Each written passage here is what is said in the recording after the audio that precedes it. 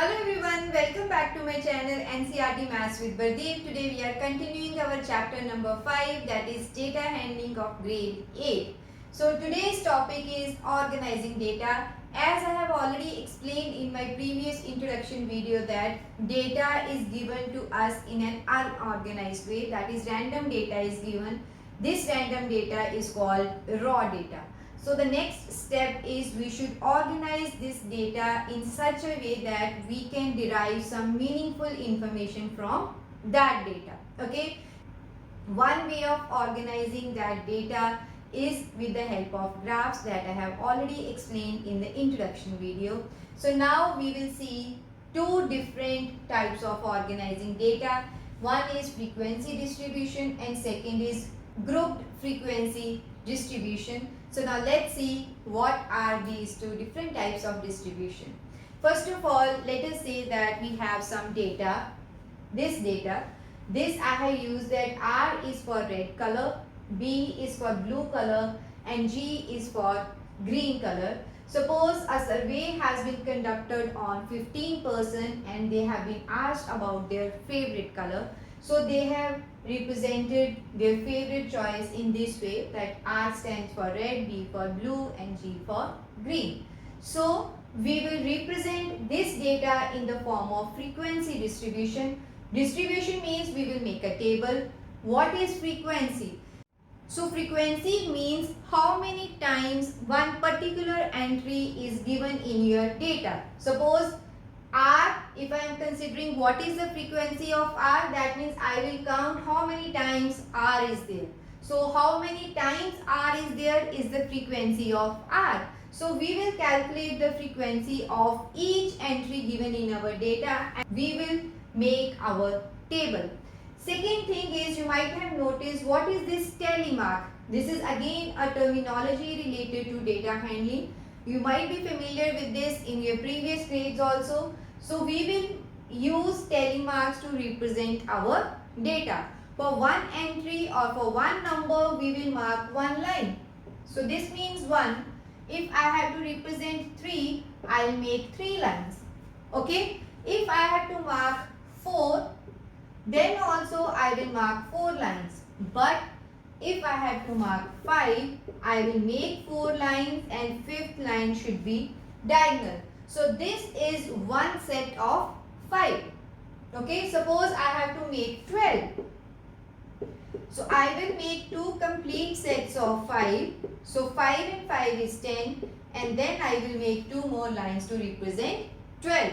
So this representation is tally marks. So now let's make this table out of this data. So different colors. So I will use this R, B and G. So first step is we will find the frequency of each entry. So let's start with R. Count how many times R is there. So 1, 2, 3 and 4. So 4 is the frequency. So I will write it here. So now how to mark tally? So 1, 2, 3, 4. Okay. Next is B. So B 1, 2, 3, 4, 5. So 5 values are there. Okay. So I will mark 5 here and tally marks means 4 and then 5. Okay. Next remaining is G. So let's count G. 1, 2, 3, 4, 5 and 6. So 6 number is there. So one complete set is needed for 5 and next is 6. So we will represent here so total how many people are surveyed, that is 4 plus 5 is 9, 9 plus 6 is 50.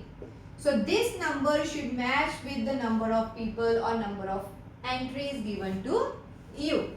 Okay, so this type of tabular representation is called frequency distribution, where we will represent the distribution of our data according to their frequency or how many times the entries are given in our data.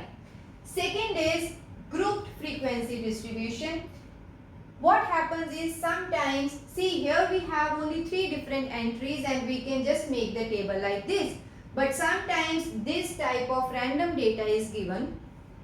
This data I have taken that total 20 students are there and some test has been conducted and these are the marks of that test. That is how many marks each student got. So now if I represent this data in frequency distribution, I have to count each particular entry and make a big table. Okay, so maybe few values are not repeated, so I have to count each entry and then see what is the frequency of that entry. So this table might be very big. So in order to avoid that, we use grouped frequency distribution. So in this distribution, what we will do is we will divide this data into different groups. Okay, and then we will see what is the frequency in that particular group. Okay, that means now instead of taking each entry separately, we will make groups of certain things together and then calculate the frequency of that particular group. Suppose I can see that minimum marks is 1 and maximum is 30 here. So that means total, maybe the test is of 30 marks. Okay. So in 30, I can make 3 groups. It is up to you. You can make a group of 5 marks or 10 marks, whatever is your choice. Let us suppose that I make the marks groups as 0 to 10, 10 to 20 and 20 to 30, because some students are so great that they get 0 marks also in the test. So we will make the groups first. Okay, that groups I will write here. So one group will be 0 to 10, then is 10 to 20, and next is 20 to 30. Since this data is in groups, that is why it is called grouped frequency distribution. Before going into detail, we should know few terms related to this distribution. So this group is also referred as class interval. Okay, so class interval and groups one and the same thing. That is what are the different groups that you are taking into your question. Next is this frequency or this grouped distribution should be continuous. That is where one group ends, you should start your second group from the same number. Okay, it should not be like that here it ends with 10 and here you will start with 11. No, these groups should be continuous. Continuous means where one group ends, second group will start from the same number. Okay, so that is called continuous data distribution. And one more thing to be noted here is that if I have taken this group as 0 to 10, this means that this group will have values from 0 to 9. That means this upper limit is not included in this group. Okay, before that, so this smaller value is referred as lower limit of that group, and this 10 will be upper limit. Okay, that means the data that will come in this group should lie in the range from lower limit to upper limit, but upper limit is always excluded. Okay, because then it will be a problem that 10 should come in this group or this group. To avoid this confusion, a rule has been made that this upper limit is not included in this group. Okay, so 10 will come in this group. So similarly, this 20 will not be here. This 20 will go to the next group. So here values will be from 0 to 9. Here it will be 10 to 19, and then it will be from 20 to 29. Okay, so this is the upper limit, this is lower limit, and second is class width. Class width means what is the size of your group. So how to calculate that? This is simple, 0 to 10, that means upper limit minus lower limit. I write it here. What is class size? Upper limit minus lower limit is the class size. Okay, so it's always better to divide or distribute your data in equal intervals. Okay, so equal class width should be given to each of the group. Okay, for this it will be 10 minus 0 as 10. For this is 20 minus 10 as 10, and 30 minus 20 as also 10. Okay, we will discuss in grade 9th also that if these groups are not even, then what to do. But right now this is enough for you that you should divide your group in equal class width. Okay.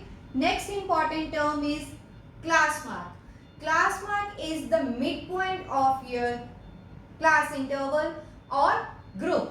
Suppose I have to calculate this class mark for this group. What I will do is lower limit plus upper limit divided by 2. That is 0 plus 10 over 2. So 10 by 2 will give me 5. So 5 is the class mark for this group. For second group, it will be 10 plus 20 over 2.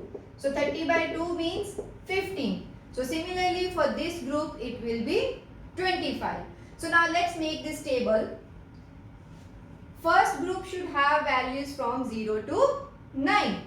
So let's calculate 1, 2, 3, 4, 5.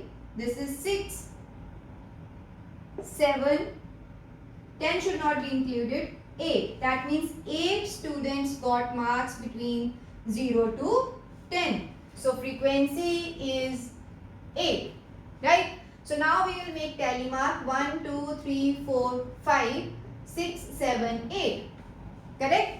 So next is 10 to 20. That is numbers from 10 to 90. So 1, 2, 3, 21 will not be there. 4, 5, 6, 7 and 8. That is again 8 entries. 1, 2, 3, 4, 5, 6, 7, 8. So now how many students got marks in the range 20 to 30? So it will be 1, 2, 3 and 4. Only 4 students. Okay, so frequency is 4 and class tally marks will be this. So this is our group frequency distribution. So in order to represent this data in graph, we will use histogram. Okay. So how to draw a histogram, I have already explained in the introduction video of chapter number 15, that is introduction to graph. So let's draw a histogram for this data. Okay. So what we will do is we will mark our axis and on one side we will show our intervals and on other side we will use frequency. Okay. So here suppose 0 to 10. So I will divide this 10, 20, 30. So 10, 20, 30 and 0. So this side it is groups. Okay.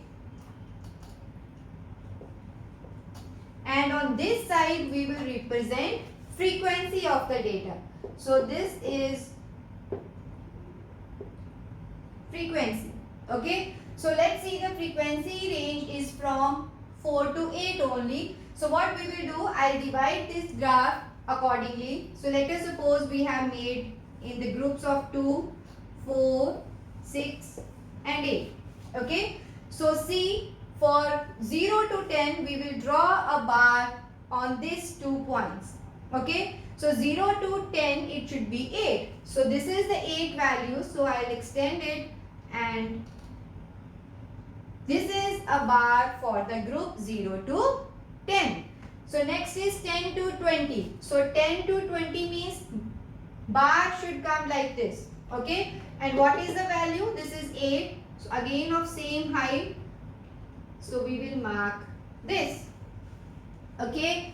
And last is 20 to 30, only 4 frequency. So 20 to 30 bar will come like this. This is 4. So we can draw a bar this. Okay. So this is a histogram which represents this data. You should always remember few points, that is data is always continuous. Continuous means this is always in intervals. That is groups are there, only then you can represent your data in this form, that is where one group ends, second will start from that point.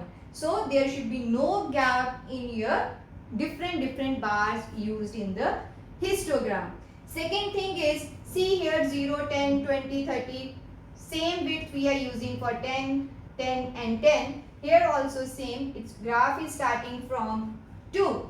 So here this graph looks simple, but sometimes values don't start from 0, like it will start from 3000. So 0 to 3000, no value is there, and we cannot show that data on our graph. So we will use jagged line, okay, for this data. So this also is already covered in introduction to graphs. So this histogram, you should always remember that whenever you have to plot a graph of grouped frequency distribution, you should always draw a histogram.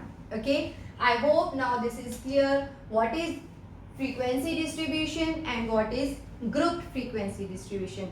This is all about this video. See you in my next video with the next topic of this chapter. Thank you.